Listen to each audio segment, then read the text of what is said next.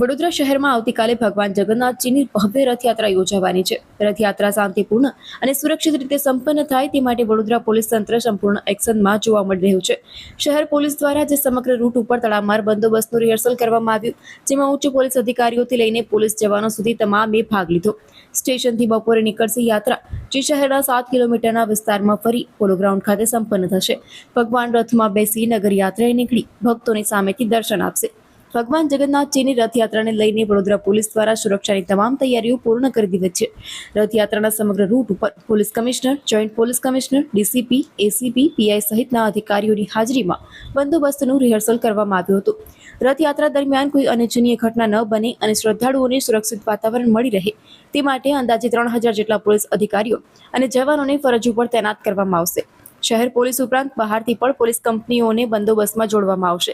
સમગ્ર યાત્રા માર્ગ ઉપર સીસીટીવી કેમેરા દ્વારા સતત નજર રાખવામાં આવશે અને પોલીસ કંટ્રોલ રૂમમાંથી દરેક હિલચાલનું મોનિટરિંગ કરવામાં આવશે.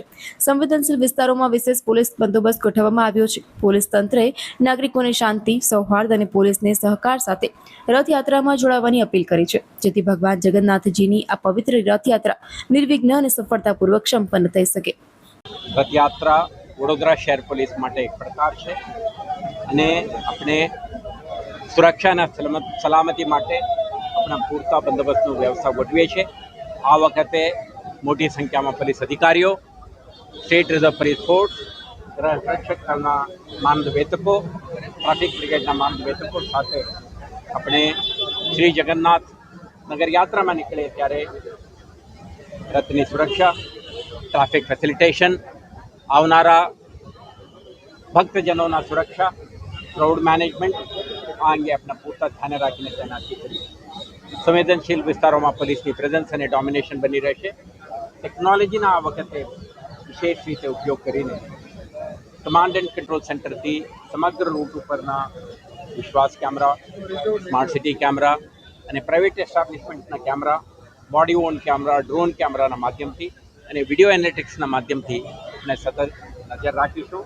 કોઈ પણ પ્રકારના ક્રિમિનલ, એન્ટી સોશિયલ એલિમેન્ટ કે વિઘ્ન સંતોષી માણસો રથયાત્રાને કોઈ પણ પ્રકારની વિઘ્ન ઉપસ્થિત ના કરી શકે તે માટે પોલીસ પૂરતા તાકેદારી રાખશે.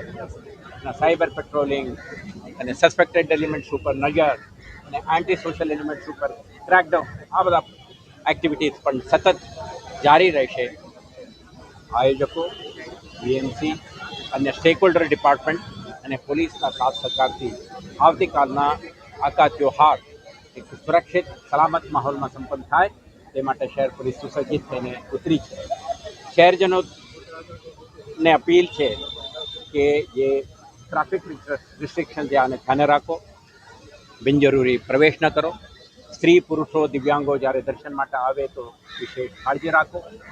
વેલ્યુએબલ જ્વેલરી, હેન્ડબેગ્સ વગેરે લઈને ના આવો, જેથી કરીને આપણે બેગ સ્નેચિંગ, ચેન સ્નેચિંગના કિસ્સા ના બને.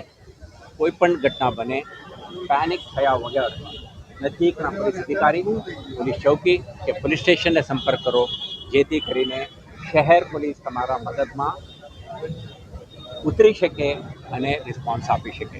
અપેક્ષા છે આવતીકાલે પોલીસ વિભાગ, તમામ સ્ટેકહોલ્ડરો અને શહેરજનો મળીને આ મહત્વના ત્યોહારને સંપન્ન કરાવીએ, ભક્તજનોને દર્શનના ભાગ્ય અપાવે. Thank you. આ વખતે આપણે 2 joint CP, additional CP, 9 DCP, 11 જેટલા એસીપીઓ, 110થી વધારે પીઆઈ, સબ ઇન્સ્પેક્ટર, 2000થી વધારે પોલીસ, 3 કંપની એસઆરપીએફ, 1000થી વધારે હોમગાર્ડ્સ અને 800થી વધારે ટ્રાફિક બ્રિગેડના માર્ગદર્શકો તૈનાત રહેશે. અને રૂટ ઉપર કન્ટિન્જન્સી પ્લાન અને સમગ્ર શહેરમાં આપણા ઉપસ્થિતિ અને ડોમિનેશન બની રહે તે માટે શહેરના દરેક પોલીસ અધિકારી, કર્મચારી સુસજ્જિત થઈને આવતીકાલે તૈનાત રહે.